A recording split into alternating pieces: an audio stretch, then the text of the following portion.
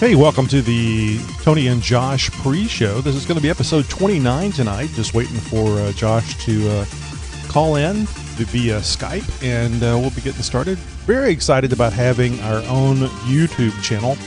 Hope you're joining us tonight. If not, certainly understandable since so many things are new.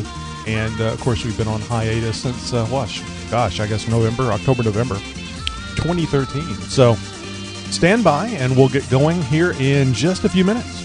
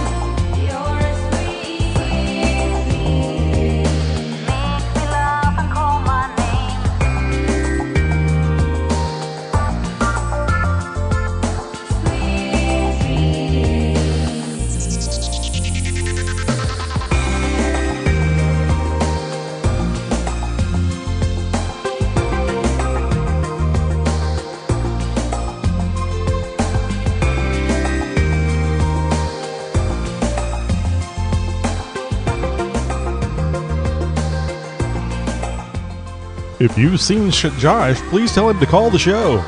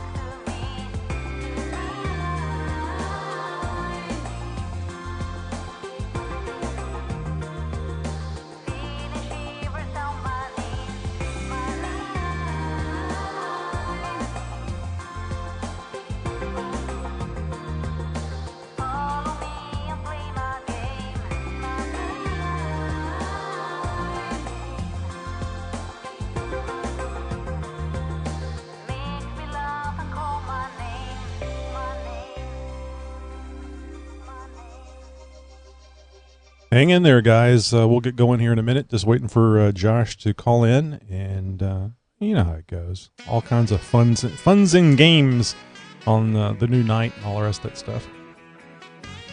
Well, I tried calling in a little bit ago, but the line had no answer to it. I turned it on about 9:45 my time, so about 15 minutes before the hour. It's right about when I called. I might have just caught you before you were able to log on.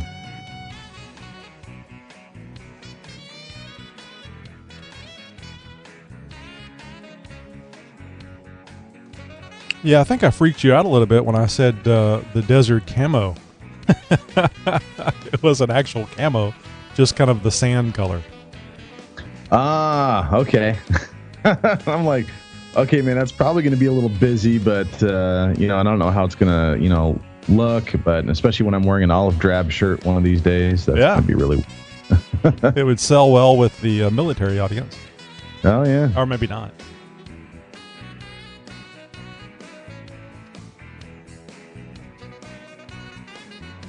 Dude, it's hotter as a boiler room in here, I swear. Yeah, it's turned your shirt red.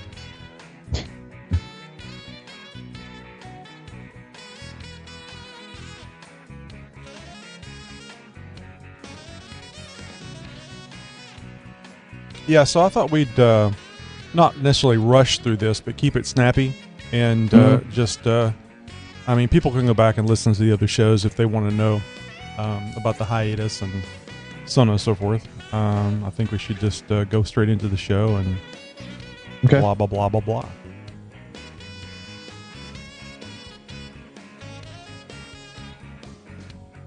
Well, let's see. Oh, there's your background. So I can get rid of this one because it says has the blue screen on it. The background will not be animated. But there is a background with Tony and Josh. You'll see it here in a minute, I believe. And what I did was I took the same backgrounds, basically, but swapped the gradient fill. So you have a more darker background towards the center, back of your head. And mine is kind of a dark with a center bright. So it's the same color scheme, same information on the back of the screen, but complementing one another. I'm not too sure about the light blue at the bottom of the screen, which has our website address, but anything can be modified slightly. 1 second. Sure. Basically, but swapped the gradient fill. So you have a more darker background towards the center.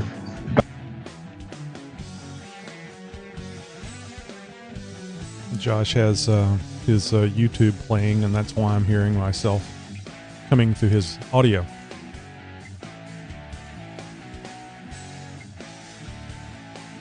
I'm going to assume he's fixed it. We'll unmute his mic. There we go.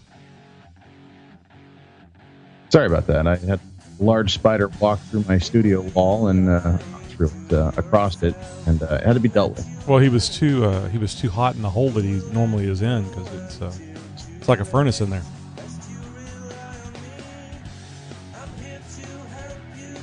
Okay, so I don't know that we need to. If we have anything we need to go over, I think we do this often enough. Maybe not this show, but we do this often enough to know what's going on.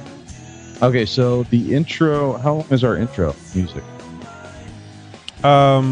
It is 2 minutes 41 seconds.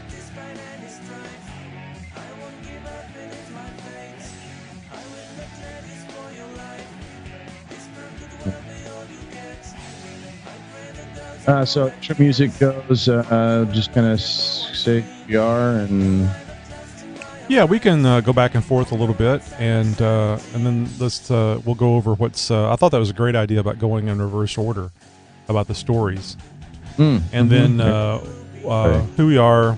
I don't know that I necessarily want to do a welcome back. It kind of goes back to that same deal about we were gone. Like I said, they can go back to the other shows, and if they're curious about hiatus or anything else, I think they just start it, running. Mm-hmm.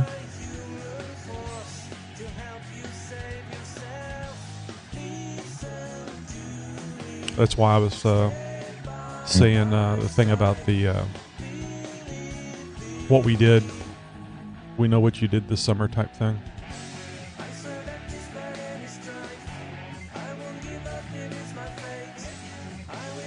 So I figure we'll do a little back and forth.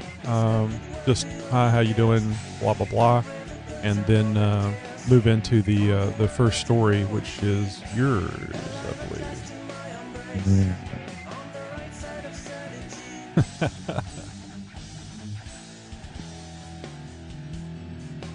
Yeah, I'm kind of wondering how long my read is going to be. I don't think it's going to be 5 minutes, but that'll give us some time. I guess maybe 2 minutes, maybe 3 minutes. That'll give us a little more time to make a couple of comments or so, like we talked I read about. My first story was not 5 minutes. It's more like about 3:30 or so. And then my other story is about 3 minutes. It is about a 3-minute read. So let me see if I can grab the link, the video link to the show, and send out a couple of quick messages. And since this is new, I would imagine people are not acclimated to, especially the new night, acclimated to coming and being here with us on the live show. Do you want to alternate the tonight on the Tony and Josh show? Oh, meaning, sure. like, I would say I would call out your stories, you would call out my stories, and we just flip flop. Oh, you say no, the other, yeah, say one, the other, that sort of thing. Yeah, I thought about that, but I figure for time's sake, let's just one person do it. I can do it. You can do it. We can swap it back and forth. Like every other show, if you want to. Sure. Oh no! Did you hear that background noise? No, I heard a break and then the music came in. Okay, it was reminiscent of that bad cable. Like that. Oh, so check this out. The a lot of that noise that we were hearing before, it definitely was the cable, but it was exacerbated by that Minicam program. I close the program and the noise almost completely goes away. So I don't know if it's just because the program is really ramping up process at the end, and it's just it over amplifying the existing processor noise that is kind of subdued in the background because it's really not all that much. I don't know, but that's definitely added to it. So I'm not going to be using that tonight. Gotcha. Well, with the problem with the green screen, it's probably a better idea anyway. Mm-hmm. Yeah, it'd be a real pain in the butt. But if we had a separate feed, like another video feed where I had both your cameras, then I could switch between the two. Oh, and then I would not have green screen active on the second one. Well, eventually, what I'd like to do is have the ability to do the overlay myself, so I can turn the chroma key on and off on the pan or the fade between the two cameras. Sure. I haven't heard this one in a long time. That's really tinny music. Yeah, it is. Doesn't sound like it's normalized like the others were either. You're not hearing that? I do hear a little bit of processor noise, but it's what it was the last XJ Talk Show. That is as loud as your voice. Wow, really? That's well, not good. I'm probably overstating that. It is very loud. You are not going to be happy with it. Okay, let's try another connection to see if it goes away or not, and we'll go from there. Okay. All right, I'm calling you right back. Live shows are always fun, folks.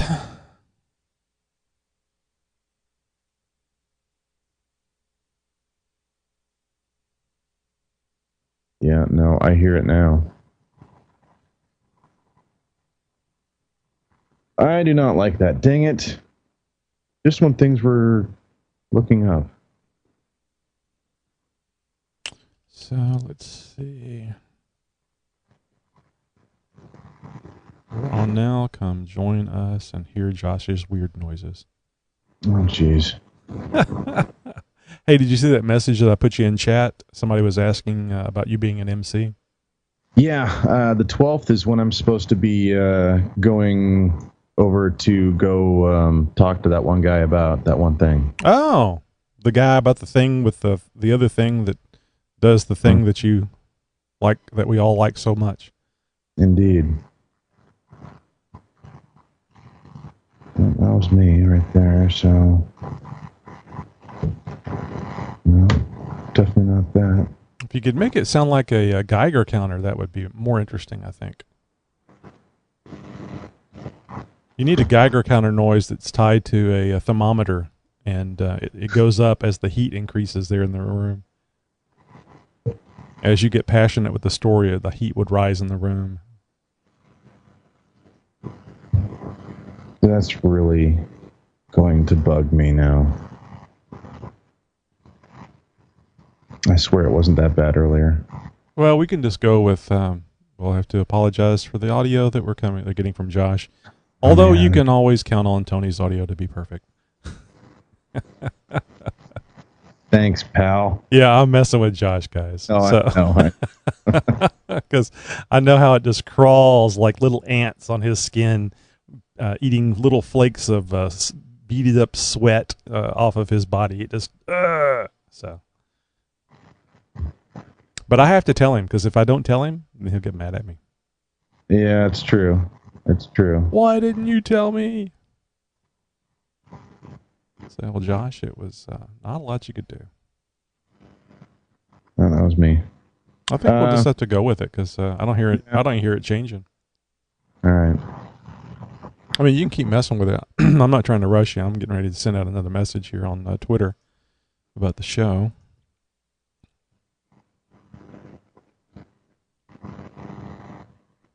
No, it's definitely not. It's definitely not mic related. It's definitely. Oh, that made a big difference there.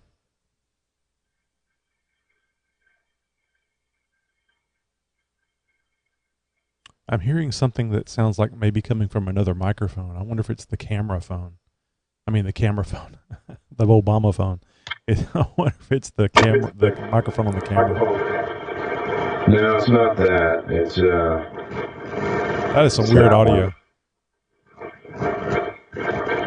That is some weird, wild stuff. So, did it change right there? It sounds like you're talking in a tin can. You can't hear that? That's weird. No, it sounds totally normal over here. Well, the noise is gone, but now the audio is just like in a distance. Tap your camera. No, I don't hear it. It sounds like something. It sounds like a cheap microphone. Interesting. It's I think it's audio coming from two microphones. Tap your big mic. Everything else is dead. I mean, is turned down or disabled or whatever. Let me double check. Tap your big mic. Yeah, but it actually sounded like a bell ringing when you did that. Weird. It does have a tone to it. Let me check my audio settings here, making sure that the microphone is the one that it should be. Hang with us, guys. We're just going through some technical issues. This is what happens whenever you're gone for a while and come back. You got to get every little thing back in order. Got to make up the bed, put the pillows where they're supposed to be. Remember how the pillows are supposed to be arranged. That's always the problem. If you don't make up the bed that often. What's the perfect pillow placement? Let me try reconnecting with you one more time, see if that changes anything. Okay. All right. It's not going to change anything, guys.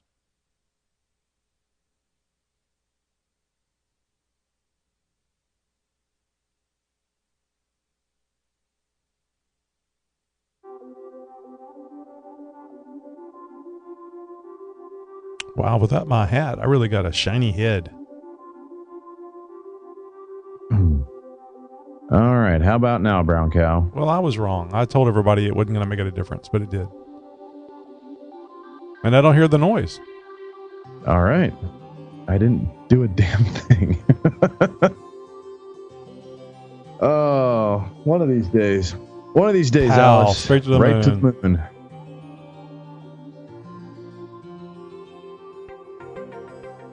Okie dokie. Well, let's see if I remember here. I better punch these buttons before we get started.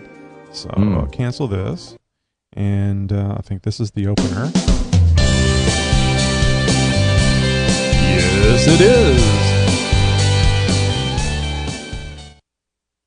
And I'm going to use... Welcome to the Tony and Josh Show. Tony and Josh are the functionally illiterate. So, guys, should I tell Josh that noise is coming back? Lovely. No, I'm not using that one. So let's see. What was the other one? Oh, there's that. Yeah, there's that. I like this one. What the f*** were you thinking? And yeah, let's see. Here, yeah, there we got the disclaimer that we're going to run first. So, going to do the disclaimer, then we'll start the music, and I have a little opener, just a very short, little animated opening for the show, and so it'll only be about 10 seconds into the music. So if it, I just have to click the thing for the music, and then I got to click the thing for the video, and then it'll be about I guess maybe be like 12 seconds after you hear the music start. It should switch over to us. Okay. Are we gonna wave? I am. Okay, I need to know when I'm gonna wave. That's why I was telling you about the 12-second thing. Okay. And we'll get going here in just a second, guys. Just trying to get all set up for coming back to the Tony and Josh Show. So I think we're ready. You're already watching the feed, right? So you do see something. I do have the sort of sand colored the Tony and Josh Show placeholder that I'm seeing. Just want to make sure. I mean, I think video is going out. Something's going out. Alrighty then. Okay, I think I'm going to cue things up if you're ready to go.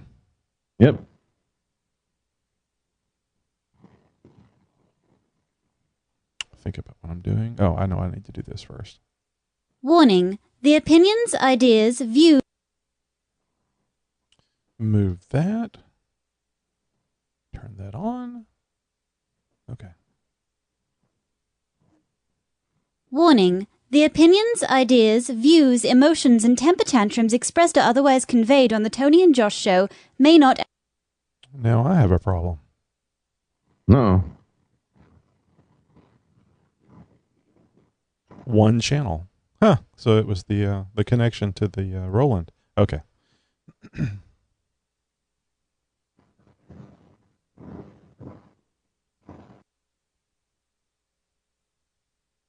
Warning. The opinions, ideas, views, emotions, and temper tantrums expressed or otherwise conveyed on the Tony and Josh Show may not and most likely is not suitable for all audiences and therefore should not be heard by anyone unless supervised by an appropriate nanny state. Enjoy!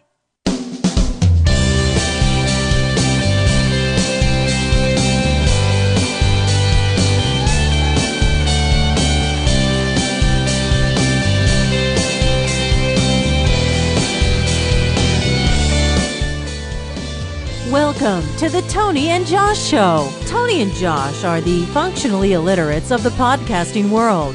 Now here they are. Tony and Josh. Hey, welcome to episode 29. It is a complete coincidence, or coinky-dink, if you know what I'm talking about there, that Josh and I are both wearing red shirts tonight. I'll just go ahead and point out, because it irritates Josh, that his doesn't have a collar. But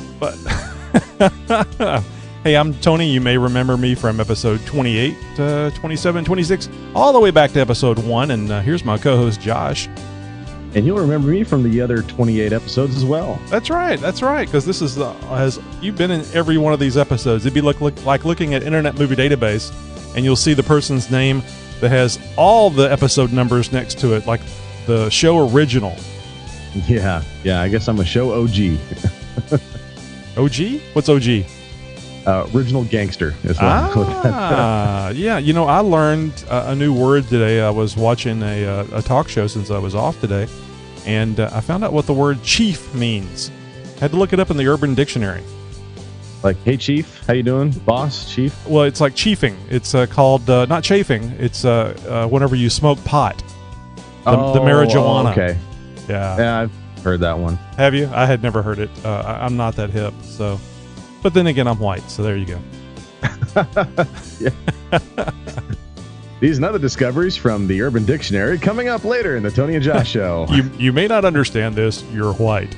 But anyway, so I don't know if you guys realize it or not, but Josh and I have a couple other podcasts, but another podcast, and it's kind of geared towards Jeeps. This one isn't like that, though. This is like anything under the sun. We've felt restrained, and there's times that we would like to talk about other things, and some of our Jeep brethren get after us when we try to do that. So Josh and I said, screw it. Let's have another podcast. We can talk enough for that. And we certainly can. And we've got a lot of stuff to talk about on this show.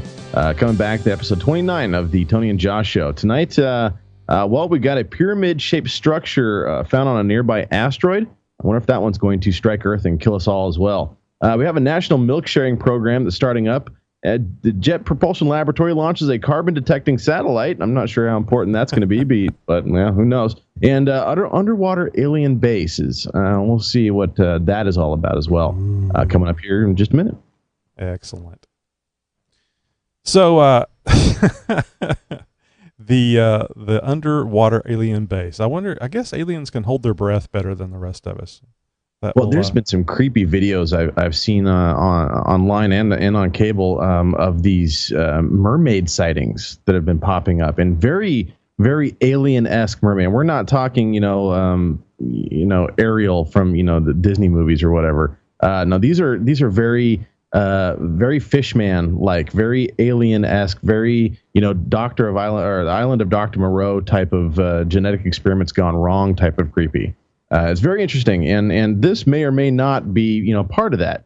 A little more than 6 miles off the coast of Point Doom in Malibu, California, an unusual-looking structure sits on the seabed floor. Based on images obtained on Google Earth, the oval-shaped object has a huge flat top and what appears to be pillars or columns that seem to reveal the entrance to a deeper, darker inner place. It's approximately 2,000 feet below the surface of the water, so forget snorkeling to it, and it measures nearly 3 miles wide and 2 miles long, so even if you were on top of it, you might not know what you were looking at.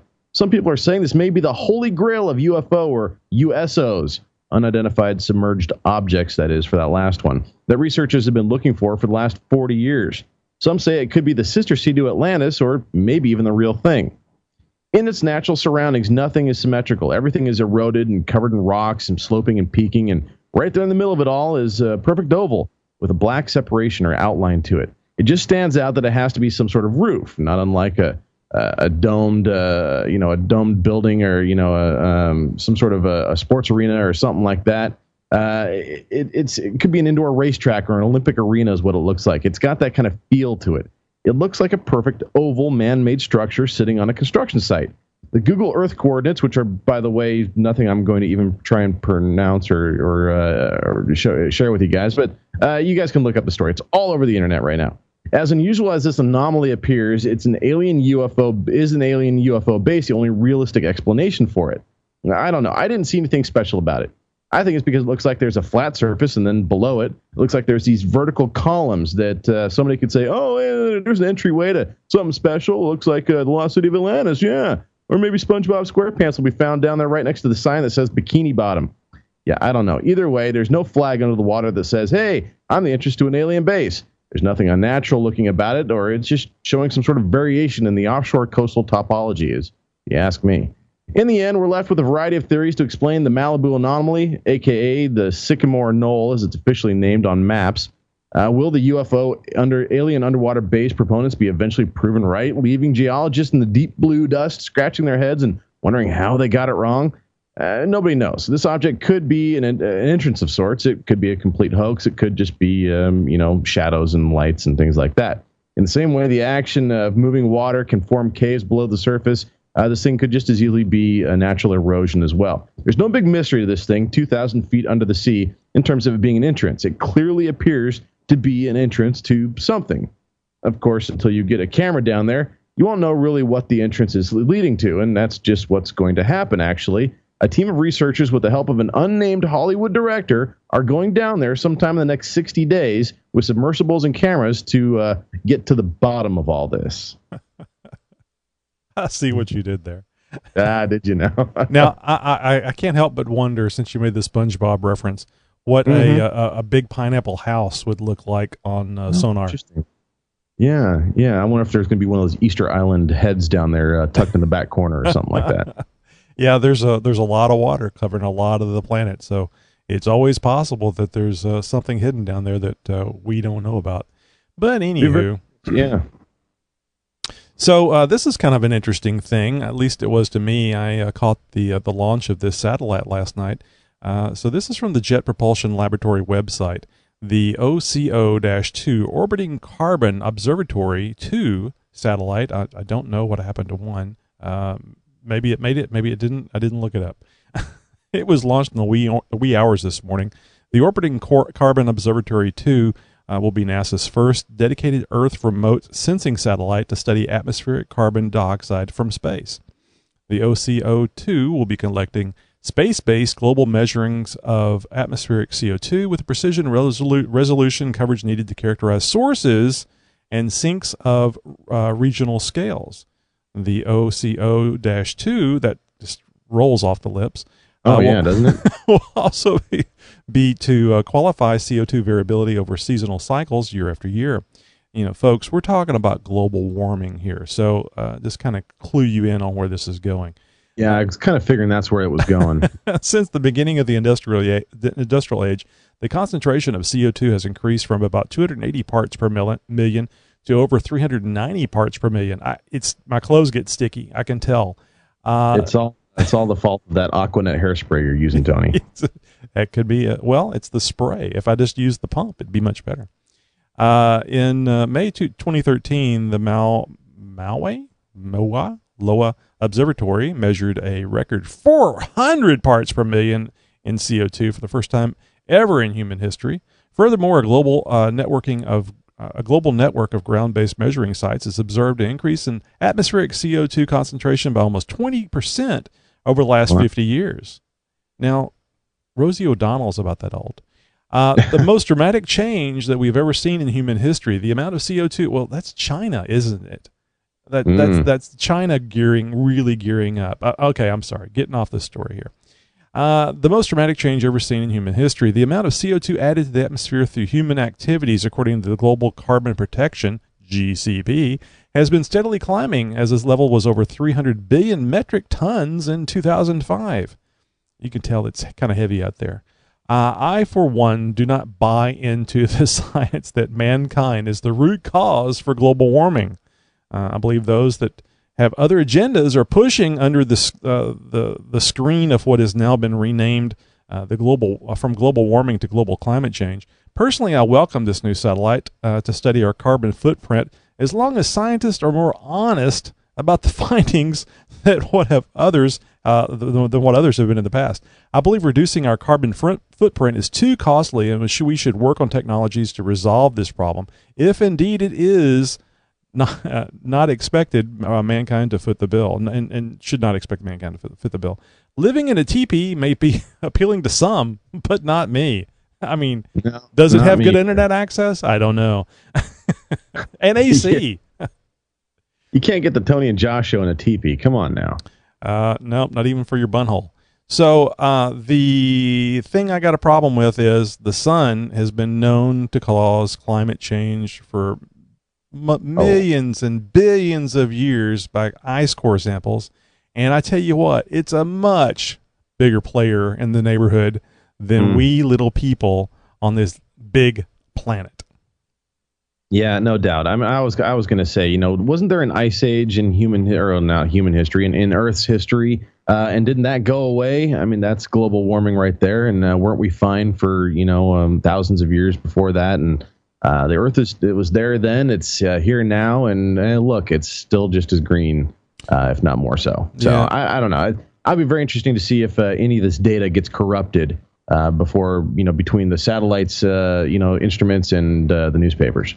Well, it was interesting listening to the launch last night, because they were the announcer guy that talks about the launch.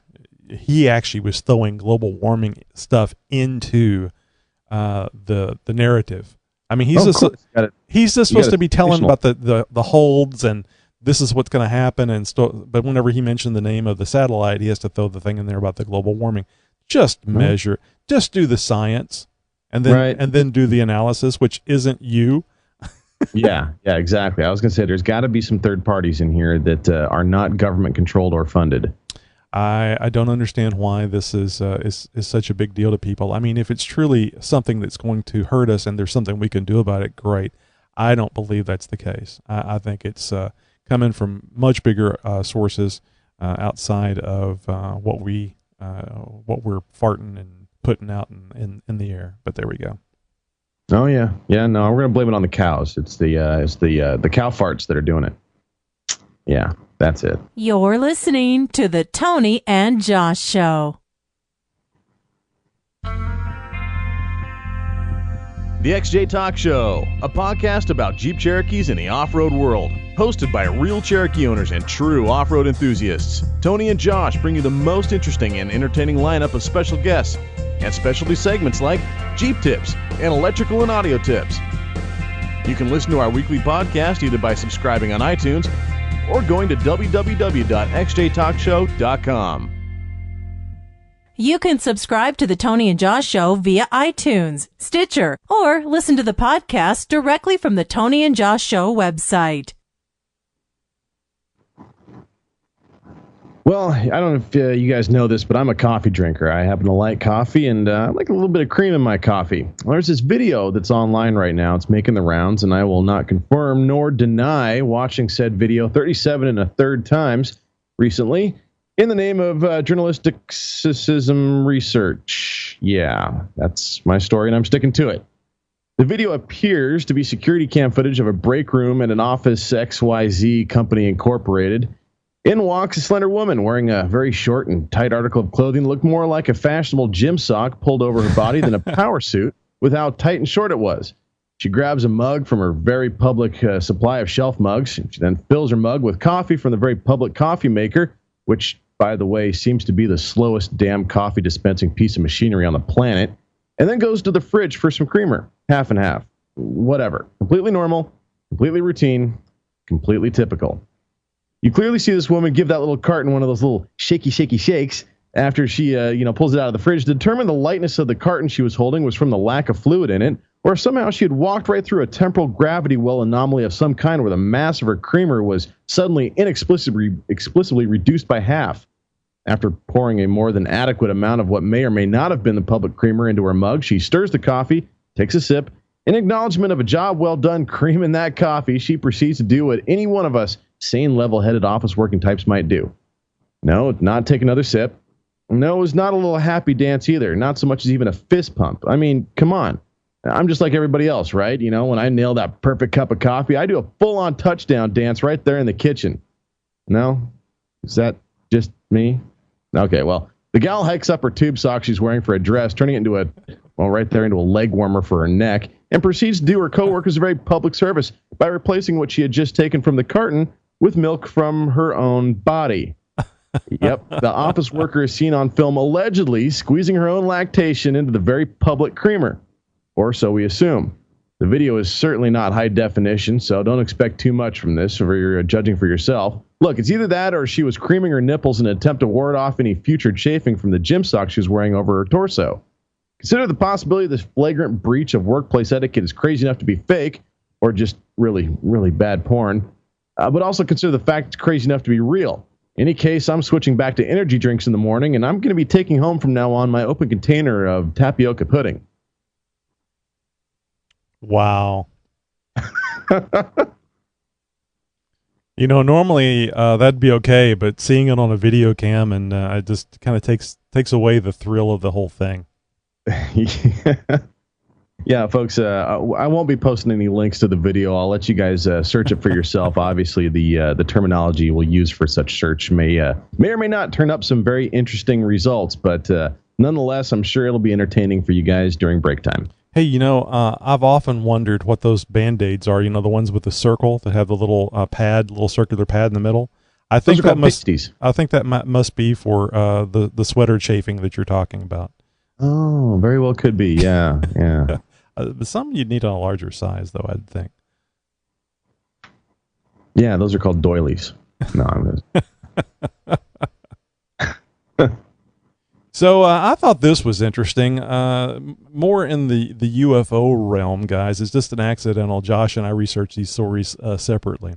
But this is from UFOsightsdaily.com. Yeah, daily. Anyway, alien pyramid found on asteroid RQ-36. Oh, that one. These are the same people that must have named C-3PO and R2-D2. So the date of discovery was June 29th this year.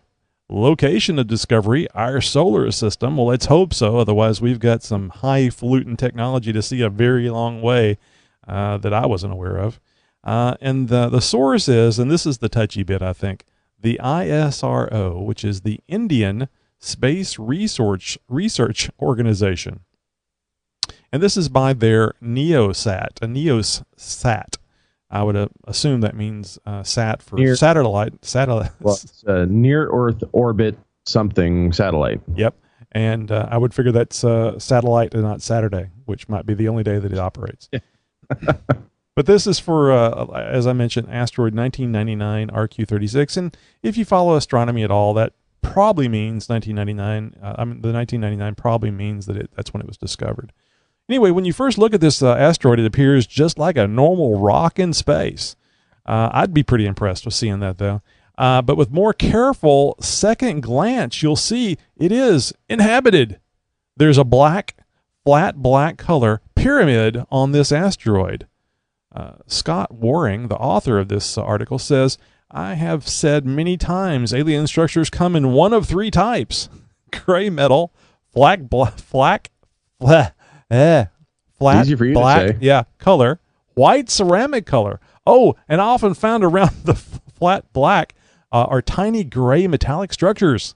Dun, dun, dun. This is fantastic evidence from scientists in India that the ISRO labs, from the ISR labs, the detail of this massive pyramid is fantastic. And you can see two other rectangular structures on it. The asteroid is probably not for mining as much as used as a tiny space station.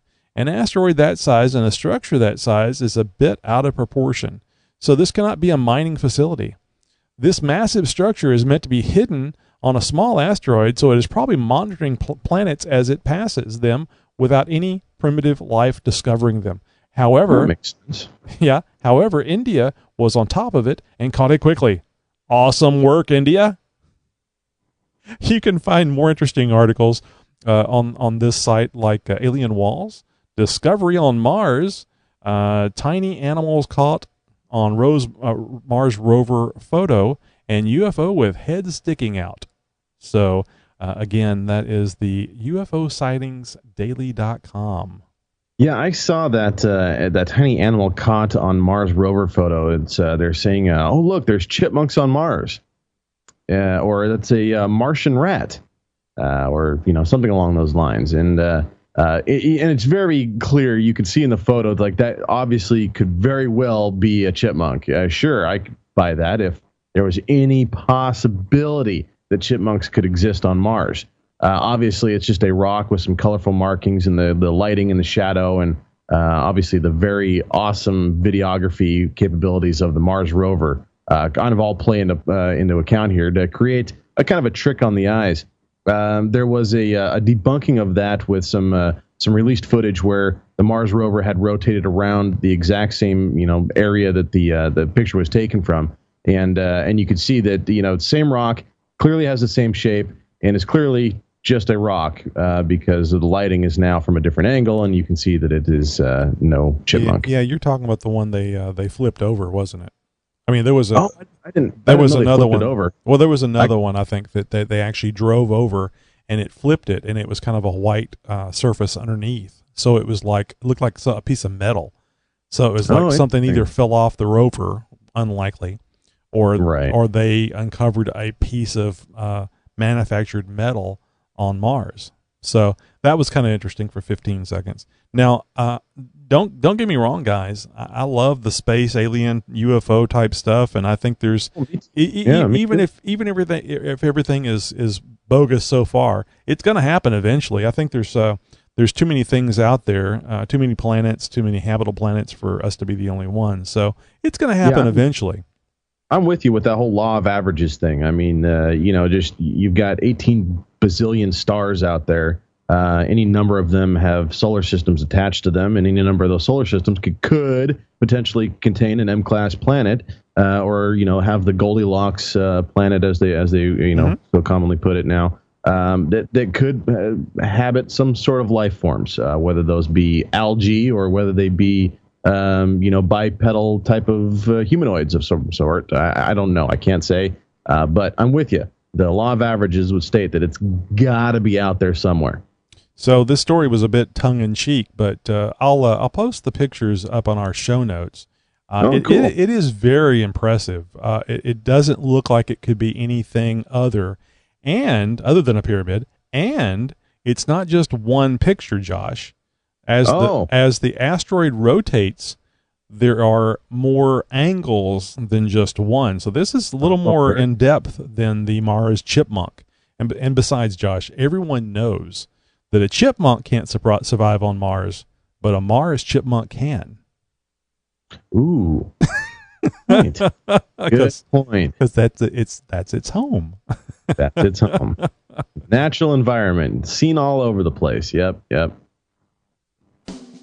Well, guys, I hope you enjoy the new format. As you can see, it's short and sweet, to the point. And actually, I think we were a little wordy on it tonight, Josh. But we'll get better as we get used to this new format. And hopefully, you'll like it. Yep, guys, we encourage you guys to call in and let us know what you think of the show. If you got something to comment about one of the stories that we've shared with you guys, or I'd just like to say hi or whatever. Area code 206-600-6882 is the number. So sorry we don't have a 1-800 number for you guys, but call that number, the 24/7 voicemail line. Leave a message. You got about 3 minutes to speak your piece, and it just might end up on the air. Yep, and I think probably what we'll do is we'll have the old conference line, the call-in line set up for you guys. We'll probably do that pre-show and post-show. Need to talk this over with my co-host, which I guess I'm technically doing now. But that way, there might be some interesting things that we can play in future episodes whenever you call in during pre and post. So, and we may have a call-in show. It just really depends on how many people call in. So, how many people come to the live show. Please remember, we're here every Wednesday, starting tonight, every Wednesday on YouTube Live. That would be youtube.com/Tony and Josh Show, 10 p.m. Central Time. Yeah, you took the words right out of my mouth, Tony. I was going to remind everybody to look us up on YouTube. And, YouTube, Tony and Josh Show, guys. Really super easy, and we hope you find that. We do have a chat room in the live show. You can only access it during the live show, but we encourage you guys to leave comments if you join us for the live show as well. And afterwards, of course, the entire show archive is available over at tonyandjosh.com. We really look good with the desert camo background, or at least the sand color, and the red shirts.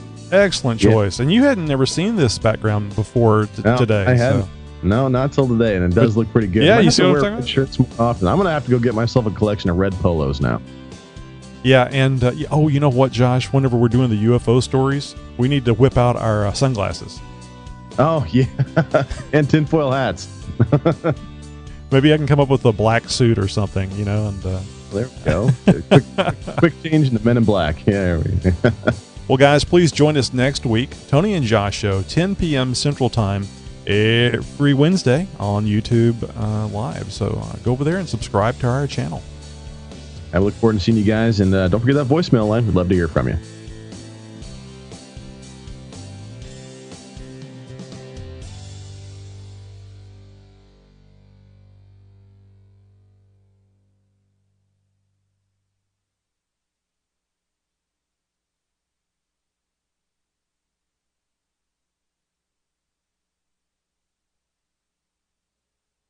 So the people in the industry would call that a quick show. So from the beginning, the moment you started playing the music till right now, I got 26 minutes. Yep. Well, I got 27:19. Oh, okay. And I figure that's going to happen because we're guessing at 5 minutes per story, and the intro went longer than what I expected, and so I'm a little surprised it was under 30. I mean, we never hit anything. We never go under. I was worried that we were going to be vastly short when you were wrapping up at 17, 18, 19 minutes, and I was like, oh boy, we need to stretch some stuff out here a little bit. Well, I mean, I looked at it we were 2 stories in. And we were at 15 minutes. And I went, oh, my God, we're going to finish early. Then I realized that's 2 out of 4 stories. So we're right on the number. Mm-hmm. So, and I thought, screw it. If it's a 5-minute show, it's a 5-minute show. If it's 35 minutes, then it's 35 minutes. So let's just go with it and see.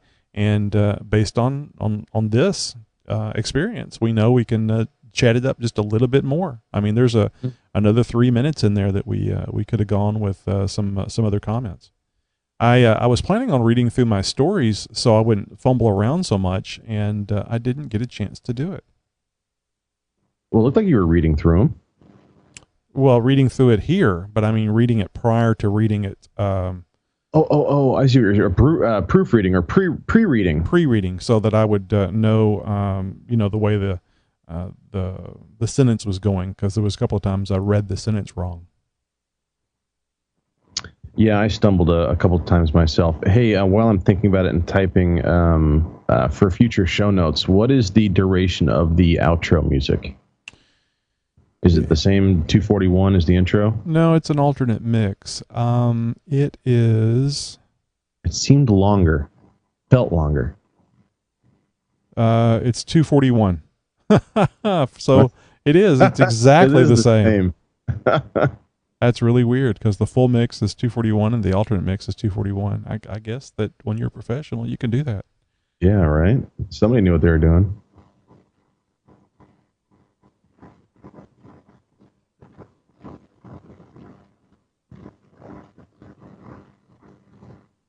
So I guess I should let that person know that you're actually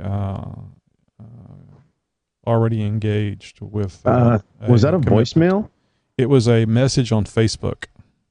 Okay, I'm going to call Joe since he was reaching out to me. I've got his number here, name and number here, so I'm going to give him a call and just let him know, hey, I'd love to be a part of the event. You got to get a hold of me a little bit sooner in advance. I've got something else coming or going on that day, but keep me in mind for future events or something like that. So yeah, I don't blame you there. It's always good to be able to keep your options open. Obviously, this is probably in response to me doing that other show, the other off-road show that I posted pictures of. Yeah, and that's what I was telling you last time, that you feel free to do that so you can get use up more free time that you don't have. Yeah, I know, right? So I had an interesting. We're still on the air. I'll talk to you later about what I was going to tell you. Oh, everybody's going, oh no, we were going to hear some juice. You got to give us another story. No, that's inside baseball. I can't share that, but no. No, I do have a big jeeping trip coming up here later this month, so I'll be out all weekend trying to destroy my Jeep. So I'll be looking forward to that. That's going to be a lot of fun, but I've got some work to do on my old Jeep to get it ready for that. But man, Tony, I've got I don't know about you, but I'm looking forward to this holiday weekend coming up. I'm officially on vacation as of now. Good. I'll go back to work until I think Tuesday or Wednesday. Oh, that's longer. I started today, and then I go back Monday. And when you say you don't go back to Tuesday, Wednesday, how do you work that out where you can just be variable when you're going to go back? Because I can't remember if it's Tuesday or Wednesday that I go back. The date is set. I just don't have it up here. I think I probably have it in here somewhere. No, I understand now. I just thought it was strange where you go, yeah, I'll be back. I'll see you guys. Maybe Tuesday, maybe Wednesday, just whatever the mood hits me. So I think he's already left, but Hidden Wounds XJ was in our audience tonight, our live audience tonight, and said hi. And he also was asking, got a link to that vid.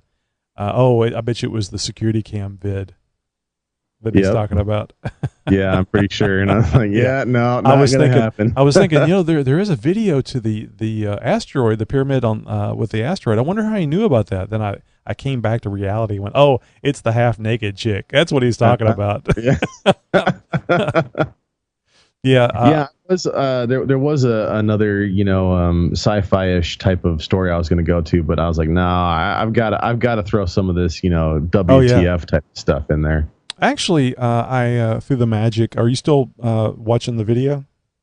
Oh, yeah. I mean, I still have it up. Yeah. So let me see if I can get this over here positioned properly. Maybe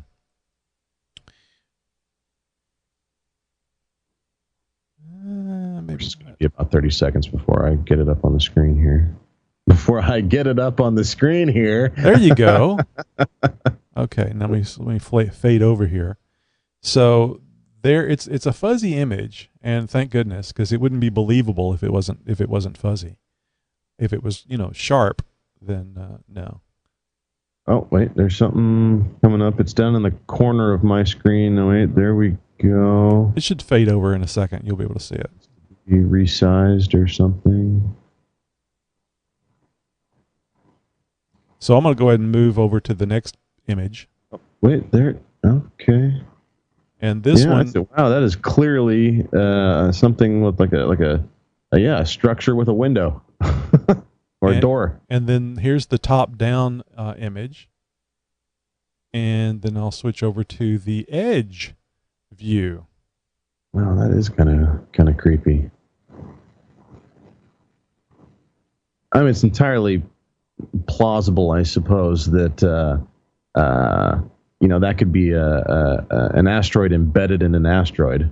Oh, it very well could be, or a a spaceship that crashed into it.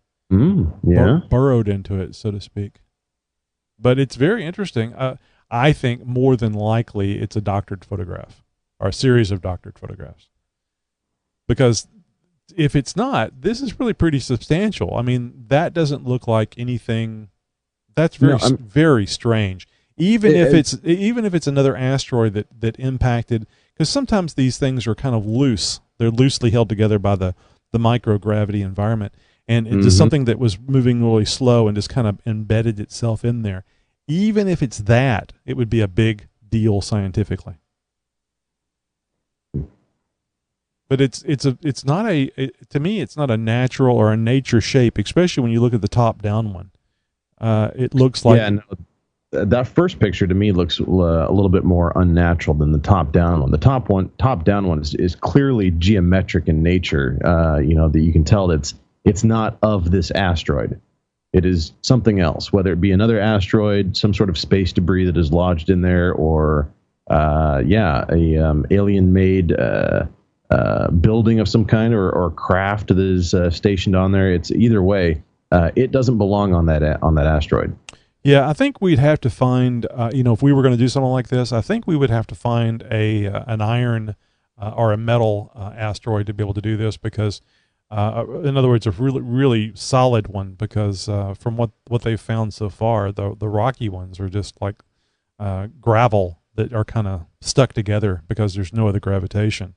So it would be, I'm sure we'll be doing this one day in the future, because I mean, what a great place to have a little base to monitor things, and it'd probably be great for astronomy and radio astronomy especially.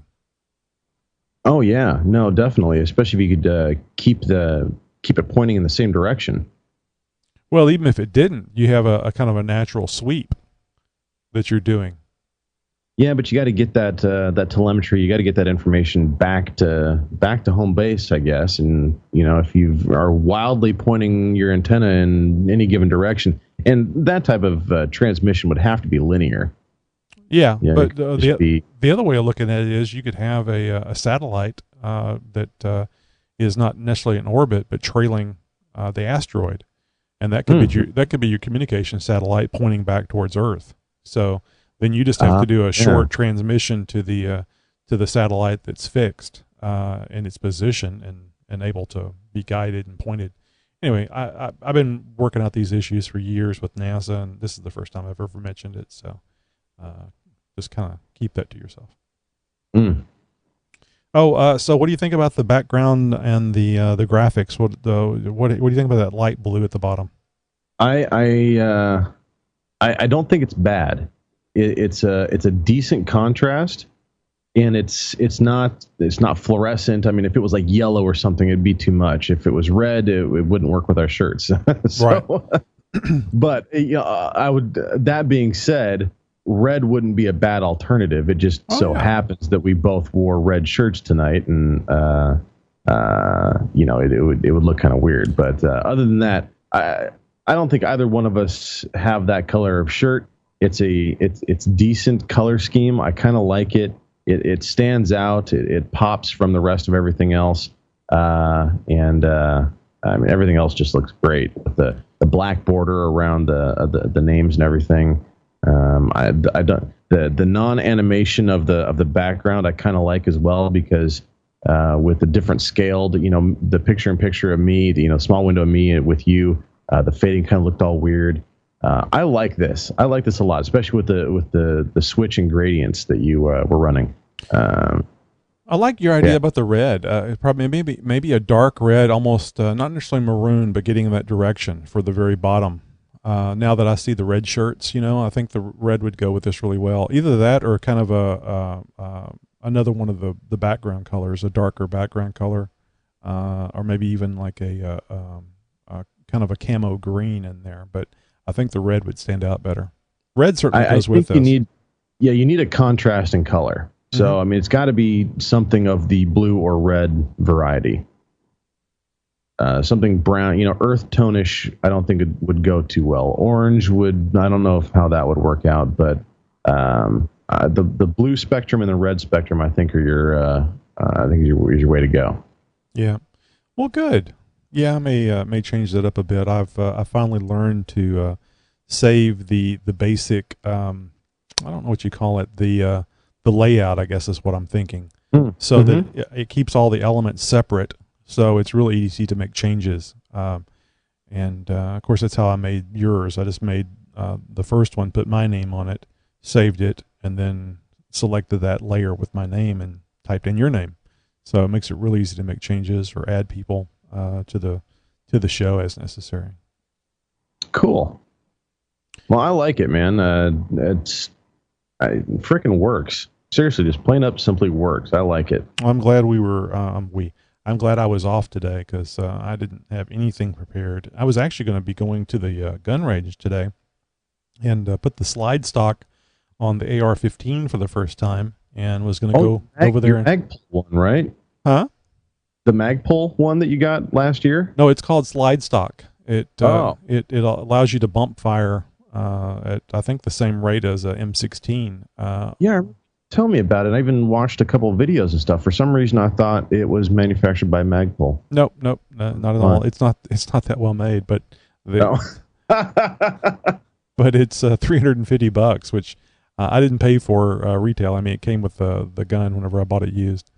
So I was going to drive over there to Tactical Firearms here in Katy on Mason Road. They were on the news yesterday, and they were looking at possibly having being foreclosed on because the bank wouldn't do a refi. They had one of their people back out, and they were theorizing that some of it may have had to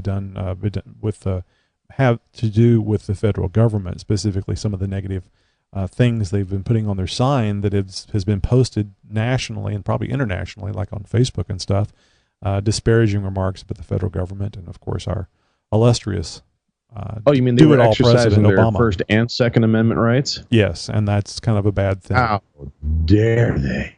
So they were announced, and I'm not too sure it wasn't a bit of not political, but showmanship to draw attention to the range. It's a very nice range. I think it's a little expensive in comparison to some of the other ranges I've been to. However, it is very, very nice. So indoor range or? Oh yeah, absolutely. So I don't know if I told you about this or not, but I do have a Contour Pinatiki mount. So I will be mounting the Contour camera at the end actually I did it last night, mounting it on the end of my AR-15. So whenever I'm shooting it full auto, you'll not only have the side view that I'll probably get one of my daughters to videotape, or not videotape. Oh yeah, video. Yeah. And then also to the image from the barrel cam. That's cool. Yeah. So, but anyway, I found that the little ring, Magpul ring that I had added to the AR-15 tube at the end, so that you can put an ambidextrous sling on it. It interferes with the slide stock. It doesn't allow the slide stock to move fully forward. So it's about maybe a half inch. So I either have to modify the slide stock, or I have to take the gun apart, remove that ring, put it back together. Putting the slide stock on is pretty easy. You just take the grip off, which is one screw, and slide the buttstock off the end of the tube. Put this other thing on, and you're ready to go. But with that little sling thing I got in there, it's in the way. So I got to fix that. And I just really didn't think I had time to go through all that today. And get ready for the show. So I told my girls, sorry, we're not going to go today, but I'm off, today, tomorrow, and all the way through Monday. So go back Monday. Yeah, lucky us. That's right. Yeah, Monday was this week has been absolute hell at work because everybody's trying to get their projects in, before the holiday. Sure. Long weekend, people trying to get stuff in. So. The last week finished off extremely strong and hectic, and this week started off even worse. I did manage to squeak out of work a little bit early yesterday, and I took the about 2.5 hour drive up north to go visit the Indian reservation, and I got myself some fireworks. Is that a good place to go just because it's cheap, or is that where you have to go? Okay, so you've told me about this. I can't remember now. Yeah, Oregon, in all its wisdom, has determined that we are not responsible enough to know how to use fireworks properly. Right. So they have banned all fireworks except for those that are sparklers or that stay on the ground, do not move, and don't shoot anything more than like 12 inches off the pavement or something like that. I mean, it's ridiculous. It basically, fountains and sparklers is what our firework arsenal has been reduced to here in Oregon State. Mm-hmm. Whereas if you travel just 25 minutes up the freeway to the lovely town of Vancouver, Washington, the state of Washington's laws are saying, hey, you guys are smart enough that you can handle things like Roman candles and mortars and the like. Firecrackers and bottle rockets are still illegal, and of course anything that goes boom is illegal as well. But nonetheless, they've got much less restrictions up there. So I usually do most of my fireworks shopping up there, and that's where I usually spend my 4th of July anyways, is in the state of Washington. But I go even further north, up to the Indian reservation, where all restrictions are eliminated for the most part. There are still some federal restrictions which they have to abide by, but I've been doing this long enough that I've developed some rapport with some people up there, and I'm able to procure the more interesting variety of fireworks. I will just say that before I implicate myself any further. So I don't know if you get some sort of sweet deal monetarily, but how much money did you spend on fireworks? So how this works is I also DJ a very large car show the weekend before. Oh, thank God! I thought you were going to say something about wampum or beads or something. Oh, so that would not be cool. I have a little bit of extra funny money, as it were, to help fund my 4th of July, in the celebration of independence. Some trade, so to speak. Yeah, I don't really come out of pocket much for what I get up there, and I still get some of the display stuff, stuff for the kiddies, and the stuff looks pretty and whatnot, more than just the boom. So, well, the reason why I ask is I gave my daughters $100, thinking mm-hmm. that would be a good amount of money to get some decent fireworks. And I saw on the television, Fox, the local Fox News, I guess I saw that Tuesday morning. One of the folks there was at a indoor fireworks place, high end fireworks place, and mm-hmm. they were showing various packages that they had. I mean, literally a big box with a mm-hmm. clear front, and I haven't been shopping for fireworks in years and years and years. So I'm used to the big firecracker. I know that to me that's a package deal, But these other deals, anyway, they were showing this box, and it was a sizable box. It wasn't 4x8 like a 4x8 sheet of plywood, but it was big, and it had. They have those though, by the way. I don't doubt it. And the mortars and so on and so forth in there. And they said, the guy says, well, how much is this? And he says, well, this is $750. Yeah, but you're saving because it's normally $1,100. Yeah, if you were to buy everything separately, yeah, it would be. The fireworks are insanely expensive. It's. I mean, for what you get, it's no joke. So I drop usually anywhere from about $300 to $400 every year. I can't believe anybody. I mean, maybe it's from my parents telling me years ago, every time I wanted fireworks was, well, let me just give you some ones and you set them on fire. I said, well, that would be fine. That would be fine, except they don't blow up. Right. If they blow it up real good, then sure, we could do that. But that's kind of the way I feel now, especially after thinking I was giving my daughters a bunch of money to go spend on fireworks. And don't get me wrong, they could probably get 1,000 Black Cat firecrackers, but I'm thinking mortars. It is like Mortar City around here.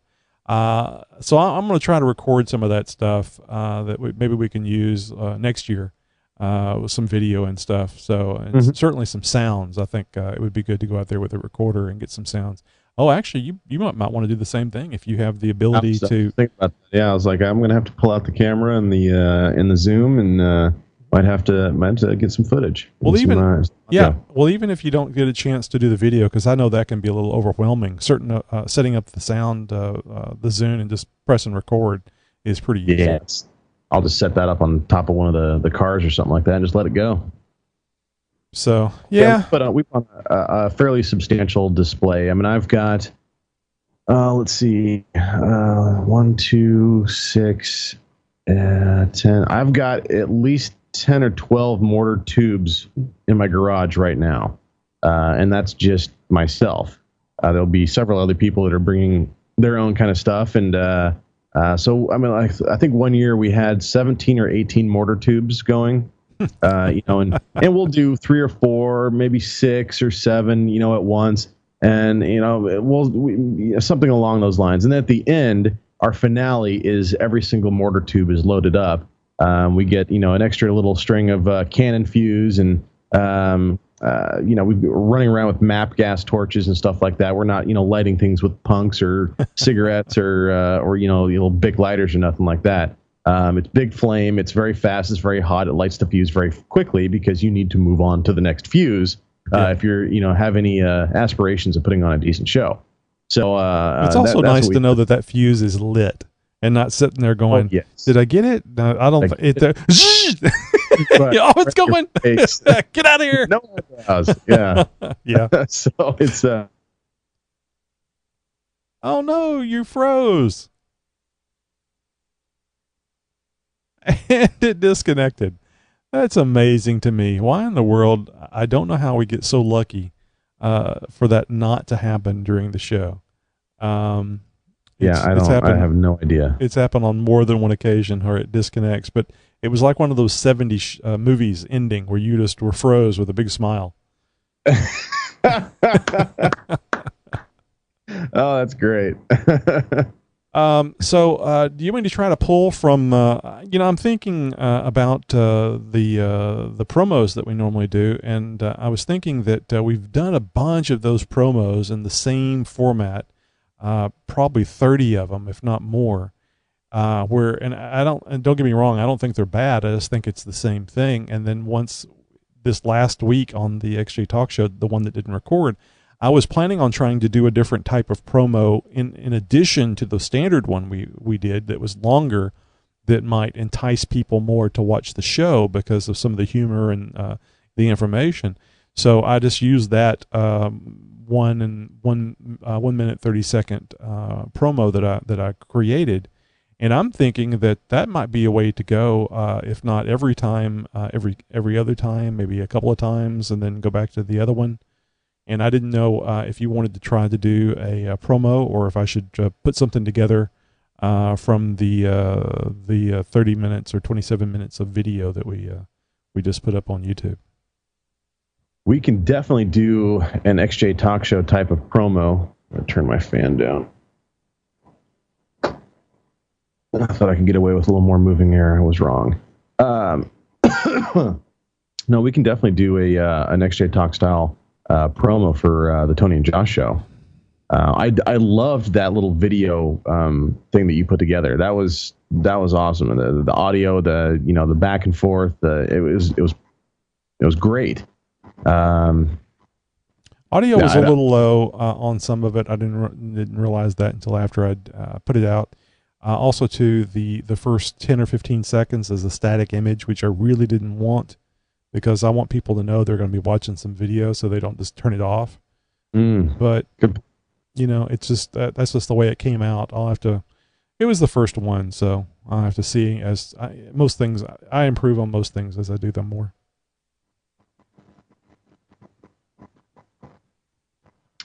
So that means I'm going to need to develop a little bit of a script right here real quick. Well, that's why I was asking. I can download the video from YouTube and then edit it together and make a promo, or we can record one. No, I've got no problem writing a script out really quick. Just going to take a few minutes here. Okay. You will need to start sending video to me though again, which right now you're just sending audio. No, am I? Why won't won't it let me now? Probably because the call's established. So I got to call you back? I think so. And you have to make it a video call. Okay, hang on.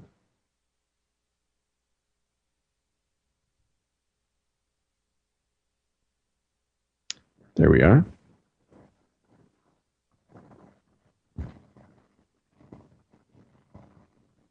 And of course, what the hell is going on here? Oh, wait a minute. I know what's going on. Let's go here. And while Josh is doing that, I'll go ahead and say goodnight to everyone. Thank you for being here on our live show. It's going to be every Wednesday, 10 p.m. Central Time, right here on YouTube. Again, the YouTube channel, which if you're watching it on YouTube, you already know, but I'm going to tell you anyway. It's youtube.com/Tony and Josh Show. I'd like for you to subscribe so you'll know whenever there be reminded basically when the new show is going to be on, and love to see you here every week. Love reading comments, and depending on what kind of audience we develop, we'll probably do some live call-in shows intermixed with the shows about stories that we find fun and interesting. So I'll click on Josh's mic real quick, let him say goodbye if he likes, and we will see you next week. Don't forget about the website, TonyandJosh.com. Goodbye if he likes. Don't forget the website, TonyandJosh.com. I said it. That's it, guys. Have a good night. We'll see you next time.